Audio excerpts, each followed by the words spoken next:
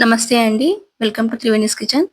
ఈరోజు మన రెసిపీ వచ్చేసి వెజిటేబుల్ కజ్జికాయలు. ఎలా తయారు చేసుకోవాలో నేను ఈ వీడియోలో చూపిస్తున్నాను.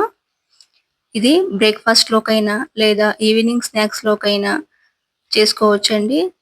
చాలా టేస్టీగా నెక్స్ట్ లెవెల్ అండి దీని టేస్టు. ఇప్పుడు దీనికి నేను మైదా పిండిని ముందే తడిపి పెట్టుకున్నానండి. మీరు గోధుమ పిండితో కూడా చేసుకోవచ్చు.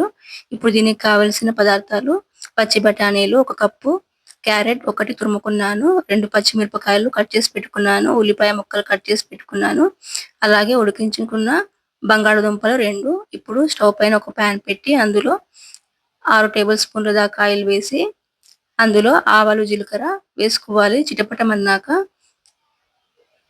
కట్ చేసి పెట్టుకున్న పచ్చిమిరపకాయలు అలాగే కట్ చేసి పెట్టుకున్న ఉల్లిపాయ ముక్కలను వేసి బాగా కలుపుకోవాలి.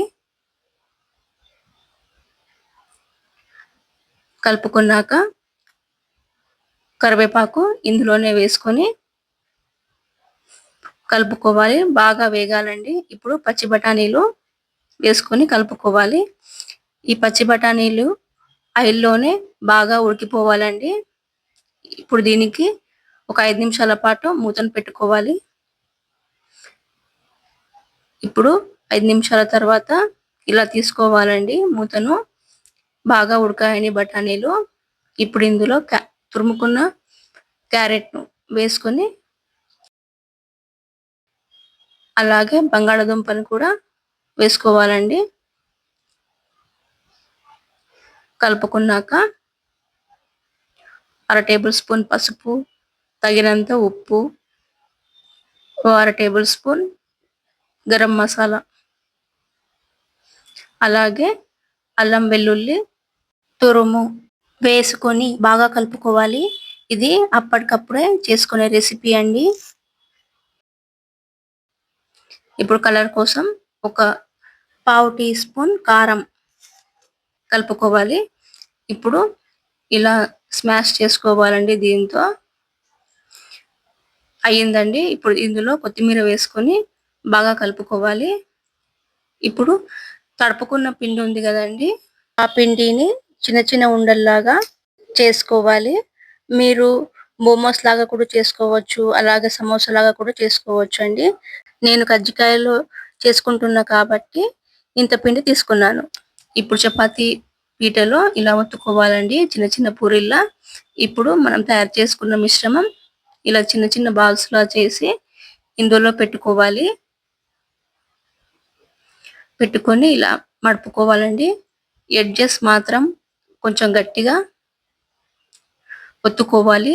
లేకపోతే ఆయిల్‌లో వేసిన తర్వాత మొత్తం అది విడిపోతుంది. లోపల నేను స్టఫింగ్ కోసము బఠానీలు ఎక్కువ వేసుకొని చేసుకున్నానండి. మీరు వేరే ఏవైనా వెజిటబుల్స్ వేసుకోవచ్చు.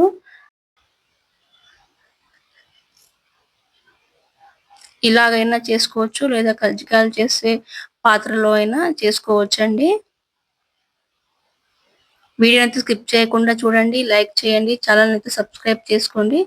ఇప్పుడు అన్నీ ఇలాగే చేసుకోవాలండి. ఇప్పుడు స్టవ్ పైన నేను డీప్ ఫ్రైకి సరిపడా ఆయిల్ అయితే పెట్టుకున్నాను. ఇప్పుడు ఈ కజ్జికాయలను ఆయిల్‌లో వేసుకొని గోల్డెన్ కలర్ వచ్చేంత వరకు వేయించుకొని తీసుకోవాలి.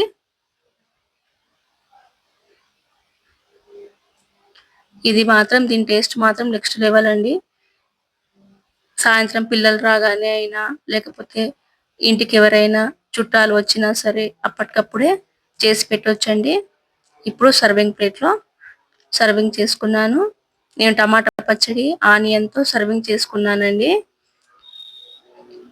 చాలా సాఫ్ట్‌గా వచ్చాయండి. తప్పకుండా మీరు ట్రై చేసి ఎలా వచ్చిందో కామెంట్ సెక్షన్‌లో కామెంట్ పెట్టండి.